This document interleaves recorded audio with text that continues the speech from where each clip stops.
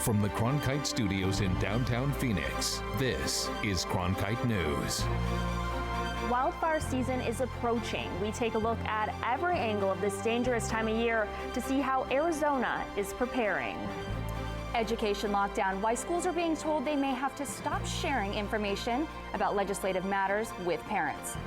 And a patent battle. We take you to D.C. to the Supreme Court, where comic book company Marvel is taking on a Tucson man all over a child's toy. Cronkite News starts now. Arizona is heating up, and with record-breaking temperatures, wildfires are not far behind. Good evening and welcome to Cronkite News. I'm Jamie Warren. And I'm Julia Thatcher. Cronkite News is committed to going in depth on important issues that affect our state. Tonight we look at the dangers of wildfires. We begin tonight in Sedona, where Senator Jeff Flake got an update on recovery efforts from last year's devastating slide fire. The visit comes as the U.S. Senate takes action to improve wildfire management. Reporter Taya Vitek talked with the senator this afternoon. Taya?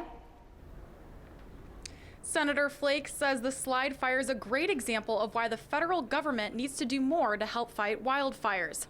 But he believes the Senate is taking the right steps to reduce future risks. The senator met with elected officials from Sedona and other communities in Coconino and Yavapai counties and discussed several topics, including wildfire prevention. The meeting comes just days after the U.S. Senate passed a budget measure that includes more money for forest thinning and gives the federal government authority to treat wildfires as natural disasters. Flake hopes more dedicated funding will keep the money from being used for other purposes.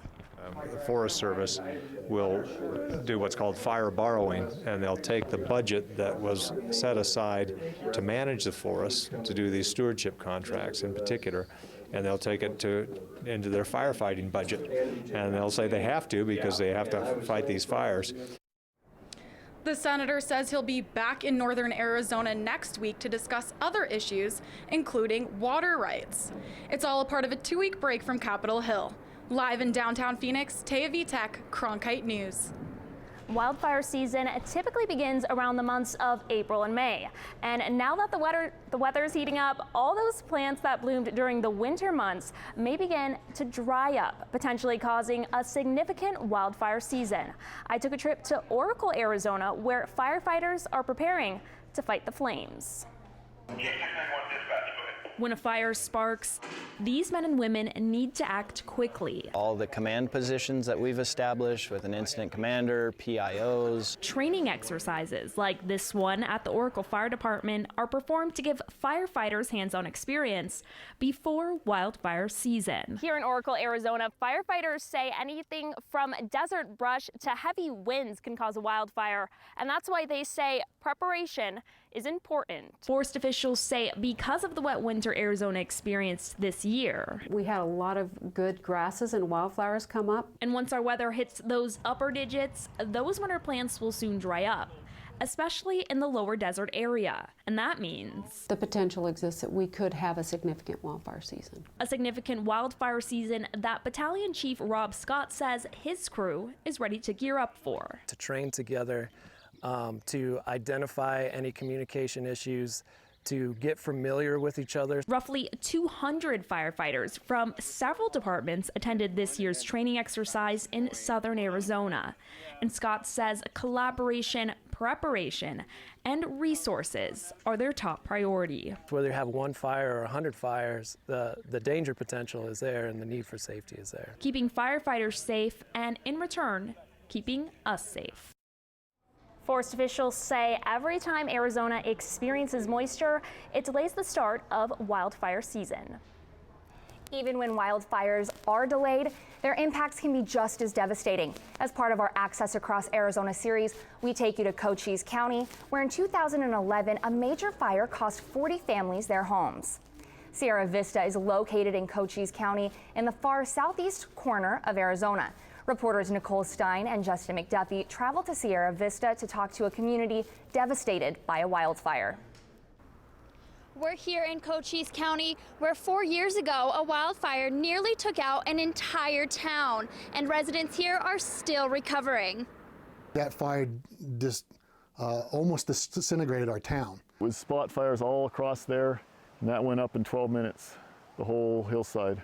Brush like this and weather conditions were a major contributing factor to the Monument Fire back in 2011 that burned nearly 38,000 acres here in Cochise County. When the fire started, we had pretty much the worst conditions we could ask for managing a fire. The wildfire lasted for a full month before monsoon storms helped put it out. But with that rain came flooding. With no brush or trees to help soak up that water, it creates its own path. It went through my bottom. We have a 2-story house. In the bottom door, there was water up about 3 feet on the door, and then it started coming through the door. Beatty says if he did not stay on his property and protect it, there would have been a lot more damage done. However, officials don't encourage staying when they ask you to evacuate. There's a reason why we ask for these things. Number one, we can't do our job suppressing the fire when we have in the back of our mind there's people up there. That being said, taking care of your property before fires start is crucial. Due to the urgent nature of forest fires, officials cannot answer every house call. We can't take care of it for you. You have to take care of your own property. That means clearing dry brush and creating defensible space around your home. Near Sierra Vista, Nicole Stein, Cronkite News. And we're back out here in Sierra Vista with Fire Marshal Paul Cimino. Can you tell us what it means to have a defensible space and how can people create one? Well, it really depends on where you're located and where your structures are. A defensible space is just that. It's a clearing between you and a separation from your structure yourself from any combustible items such as vegetation. The other thing we need to consider is an open spark, maybe a cigarette or when we're grilling. So we want to make sure that we provide adequate distance between ourselves, any structures, and an ignition source. And how are you guys preparing for the upcoming wildfire season? Well, we've been actively campaigning that. Public awareness is just that important. We've been out in our media. We've been working with other fire agencies, clearing of land. What we're trying to do is build a partnership. It's not just one fire agency trying to protect the town. This is a multiple agencies and a whole community getting together and making a creative effort to limit or if not eliminate threat of wildfire. And that's all from us here in Sierra Vista. Live in Sierra Vista, Justin McDuffie, Cronkite News. Now to the firefighting of the future. Following devastating losses, there's a move to use new technology to protect first responders inside the fire line. I got to check out some of the new software in testing phases right now. Flash, a software that is designed to help better communicate in areas where it is seemingly impossible. The software was originally designed for military use, but is now being tested by the Prescott Hotshot crew in hopes of implementing the technology to help first responders. They can see where each one of those units are. They can also warn them if conditions change. They can put thermal overlays over their maps. And then the radios can communicate in many environments where a lot of communications are denied. The packs and software cost about $12,000 and adds on to the 15 pounds of equipment Hotshots are already carrying around. Battalion Chief Ralph Lucas said the peace of mind is worth it. If crews went out and they knew that somebody was watching their back and they knew that they had verbal communication with somebody that knows what the fire is doing at all times and also notified what options they have to move out of harm's way. And Chief Lucas knows how important testing this software is to his crew. I'm happy to be a part of it and try to push this forward so that we can keep our people out of harm's way. Juggernaut was able to take the feedback from last season and make changes to help better improve the safety and needs of the Hotshots. Our multimedia news teams have been pouring through Arizona's history of wildfires. On Cronkite News Online, you can step through facts, maps, images, and videos of the 10 worst wildfires in Arizona history. This interactive graphic takes a look at the devastation these fires have caused, the lingering impact on residents, and the policy changes that have taken place from year to year. Additional multimedia coverage includes tips to reducing wildfire threats and before and after comparisons in wildfire damaged areas. You can see the full report on CronkiteNewsOnline.com. Discussing legislation in the classroom could be limited in the future. why parents are considering this legislative lockout to be a violation of the First Amendment. This winter, we'll take you to the heart of Downton. You have to take control of your feelings before they take control of you. Thomas. We'll place you at the scene of the crime. Trouble seeks you out, doesn't it? Yes. And we'll fly you to the ends of the earth. Are you seeing this? Support the one place that can take you any place. Hi, I'm Beth McDonald, host of 8's brand new show, Arizona Collectibles. Filming for season 2 is right around the corner. For your chance to be a guest on the show, visit us online at azpbs.org/collectibles. That's wonderful. Okay. Make sure to sign up early because spots fill up fast. I look forward to meeting you and seeing your treasures. Until then, thanks for watching. Thursday nights at 7:30 on 8 HD. News doesn't stop on Friday at 7:30 at night.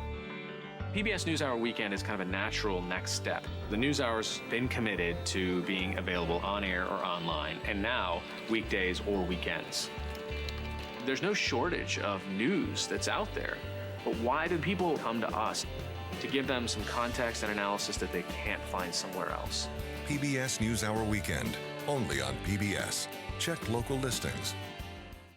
Access Across Arizona allows us to travel to the 15 different counties in Arizona and find new, fresh voices and underreported stories.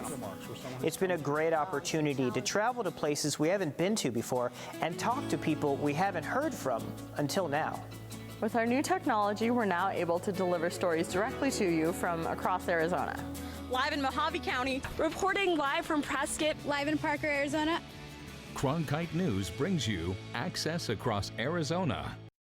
Turning now to the Arizona Capitol, Cronkite News has been following several bills throughout the legislative season, and we now bring you important updates. We first go to Cronkite News reporter Brittany Bade, who is breaking down controversial Senate Bill 1172. The duct tape amendment, a gag order are some of the alternative names for SB 1172. It's a controversial amendment that would prevent school officials from using any school resources to campaign for or against pending legislation, even if it directly affects their district. Opponents say it clearly violates their First Amendment rights, but the bill's proponents say otherwise. First Amendment rights are still alive in this bill. Nobody doing more than 5 minutes of legal research could possibly think that this bill is constitutional. Legislation like this is an embarrassment to our state. Senate Bill 1172 has an amendment that has educators talking, for now. If it has to do with proposed legislation, the impact of proposed legislation. School officials could not communicate about it, nor could they answer questions about it, either electronically or in person. School districts, if they would like to present override information to their voters and to parents, they absolutely may do that. It's true the power remains in school officials' hands to present information. This past couple months, we saw a lot of protests with the budget education-wise, and there were letters, phone calls, emails sent out, so that would no longer be allowed. Absolutely, no, that would be allowed. But what they can legally say becomes limited. What you cannot do is use a school computer to advocate for or against a proposal. The U.S. Supreme Court held that teachers have First Amendment rights to make statements of public concern, and that's exactly what this statute seeks to prohibit. If a school district wanted to take a stance for or against a certain issue, it would have to be on their own time and be paid for using their own money. Our current law already prohibits political activity with the use of these taxpayer-funded resources. It's just hard to imagine that public policymakers would want to limit information going to voters. The duct tape amendment, as it's being called, also has the support of Superintendent of Public Instruction Diane Douglas. Senator Yee says the vote will likely take place before the full House by the end of this week. Brittany Bade, Cronkite News. And also in education legislation, a bill that would eliminate the state's new Common Core school standards was rejected by the Committee of the Whole in the state Senate yesterday. HB 2190 was criticized for being poorly crafted and requiring new classroom materials, costing the state millions. Governor Ducey has already asked the Board of Education for a full review of Common Core. House Bill 2246 has also failed. The bill would have allowed parents to opt their children out of standardized testing. It failed after its third read in the Senate. Law enforcement departments gathered on the lawn of the state Senate today for Auto Theft and Crime Prevention Day. The event was hosted by the Arizona Automobile Theft Authority. Its executive director explained that Arizona is no longer the #1 state for car theft, but it's still in the top 10. A recovered stolen truck was on display as a symbol of how auto theft crimes often cross over into more serious crimes. It's not drivable. It's basically destroyed. It's been used for drug and human trafficking. That's why law enforcement has to use technology to discover these vehicles and recover them before they end up being used for illegal purposes. Other advocates at today's event were out to remind drivers to take precautions. You can register your vehicle in a Watch My Car program to denote that it should not be driven at night, or you can be active in neighborhood and block watch groups. But do we have a chance of record-breaking heat? Find out tonight in my forecast, and we'll see if we'll break that record. Coming up.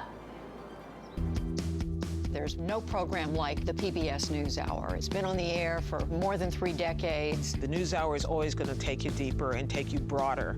That's even more essential now than I think it ever was. Now, what we're able to do is to take it to the next step, to coordinate even more closely with what we're doing online. And we're finally in the position where we can expand our franchise to the weekend as well. PBS NewsHour Weekend is kind of a natural evolution for the Monday to Friday program. The world is more complicated than it's ever been. People have more access to sources of news than they've ever had. And what the NewsHour does is it tells you not only what happened that day, it digs a little deeper. Night after night, 7 days a week, we're consistently different than what the audiences get on broadcast television. There has to be a destination where you can get the information and it's still going to take you someplace you didn't even know you wanted to go. That's the NewsHour.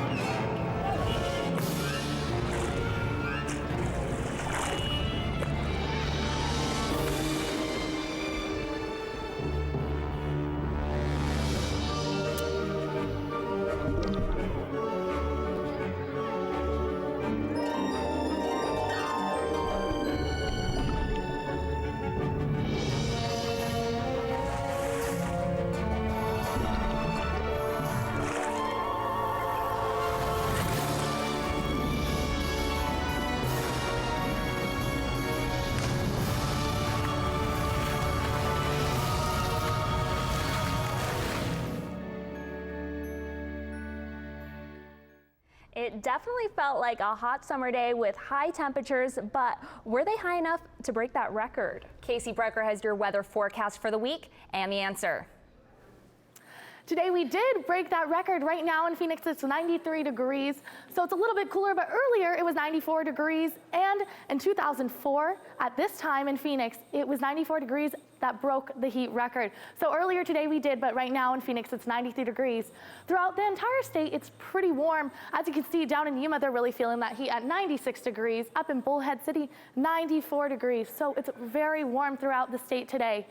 As we take a look at tonight, it's going to cool down here in Phoenix.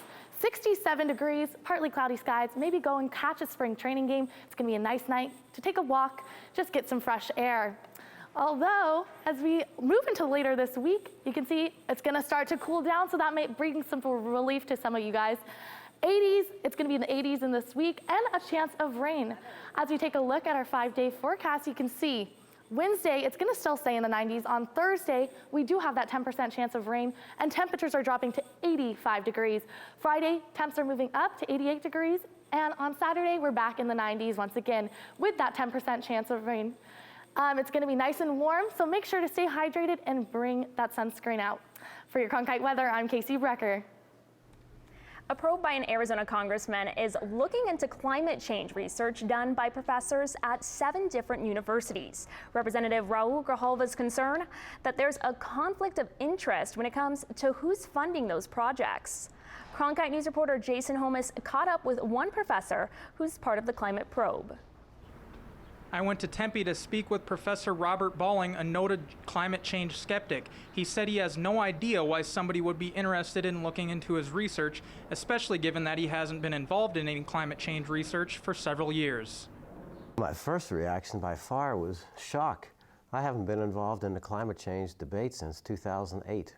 That was how ASU professor Robert Balling Jr. described his reaction when he found out he was part of a probe looking into climate change research. The probe is led by Democratic U.S. Representative Raul Grijalva. Last month, Grijalva sent letters to 7 different universities, including ASU. The letters expressed concern about potential conflicts of interest and failure to disclose corporate funding sources related to climate research. Balling currently leads a master's program in geographic information systems and said he hasn't been involved in climate research in quite some time. I haven't really touched the subject for, 7 or 8 years, and suddenly my name shows up in this probe. And my first reaction was, wow, I can't believe I'm somehow involved in this probe when I haven't really done much for quite a while. Grijalva's letter to ASU showed concern that companies with a direct financial interest in climate and air quality standards have provided funding for environmental research, and he believes that this is a conflict of interest. While Balling has received funding from fossil fuel companies in the past, he insists that he has properly disclosed all of his funding. ASU complied with Grijalva's public records request, with President Michael Crow strongly urging Grijalva and his colleagues to be aware of and to consider the principles of academic freedom as you continue your pursuit of documents and information from universities and individual faculty members. The university's policy on academic freedom gives researchers the right to search for truth and knowledge without obstruction or restraint. The documents ASU sent to Congressman Grijalva include the sources, amounts of funding, proposal documents, and award letters for Professor Balling's external funding since 2007. We reached out to Congressman Grijalva several times for an interview, but Adam Sarvana, the communication director for the House Natural Resources Committee, said that the investigation is ongoing and they'll have more to say when they're ready to publish their findings. Live in Phoenix, Jason Holmes, Cronkite News. More than 20 years ago, one Tucson man invented an idea for an iconic toy. But now his creation has landed him in front of the highest court in the country. How a web of legal briefs and testimony is unraveling before the Supreme Court today as a Tucson man presents his sticky case. At ASU, we believe the most important semester is the one that starts after you get your diploma, the one called life. So we work hard to help our alumni thrive, teaching them the importance of not only achieving their goals, but exceeding them. With innovative programs that embrace hands-on learning, that encourages real-world growth. Our alumni know it can be the education of a lifetime, for a lifetime. For more information, thrive.asu.edu.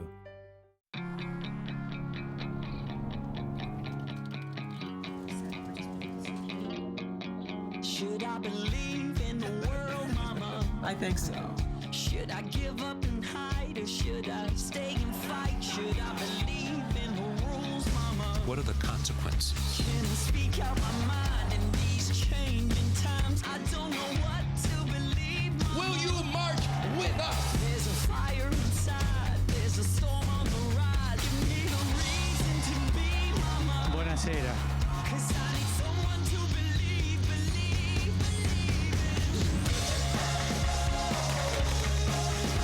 The world is more complicated than it's ever been. The NewsHour is always going to take you deeper and take you broader. And that is worth fighting for. Night after night, 7 days a week. I'm Maria Hinojosa. I'm Gwen Eichel. And I'm Judy Woodruff. On behalf of all of us here, thanks for watching. Cronkite News is proud to join the Arizona PBS News block here on 8 HD. Here's a look at what's coming up tonight on Arizona Horizon and PBS NewsHour. Coming up after Cronkite News, it's Arizona Horizon. Former NATO Ambassador Kurt Volker will join us for our monthly discussion on foreign affairs, and we'll hear about a study on the cause of car accidents involving teenagers. I'm Judy Woodruff on the next NewsHour. A shocking new way to get smarter by literally electrifying your brain. That's Tuesday on the PBS NewsHour. An Arizona man who invented a Spider-Man toy was at the Supreme Court today. A deal he had with Marvel fell apart, and the fight wound up in Washington. Cronkite News reporter Andrew Romanov was at the court today. Tucson's Stephen Kimball never thought a toy he invented Spin the web blaster and shoot tons of crime-busting web would lead to a lawsuit that went all the way to the Supreme Court. Boy, that was the last thing in my mind. I mean, my hope was to spend some quality time with my son and read comic books and make something cool, and we never thought it'd end up here. Kimball filed a patent in 1990 for a string foam shooter. It's based on the superhero Spider-Man's ability to shoot webs from his wrists. Marvel made its own version of the toy, then agreed to pay Kimball a cut of its sales. But once the patent expired in 2010, the royalties stopped and Kimball sued. Today, lawyers for Kimball and Marvel argued the case to the Supreme Court. Whatever it decides, Kimball says he's happy he could make a case. You know, where else but in America can a little guy have his day in court against a big giant company? So, however it turns out, I'm pleased that we had a chance to really voice our side. In Washington, Andrew Romanov, Cronkite News. Court records say Marvel had paid Kimball $6 million in royalties before the toy's patent expired.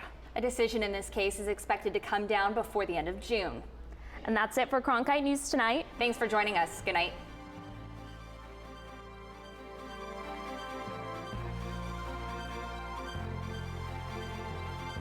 Find top Arizona stories anytime at CronkiteNewsOnline.com.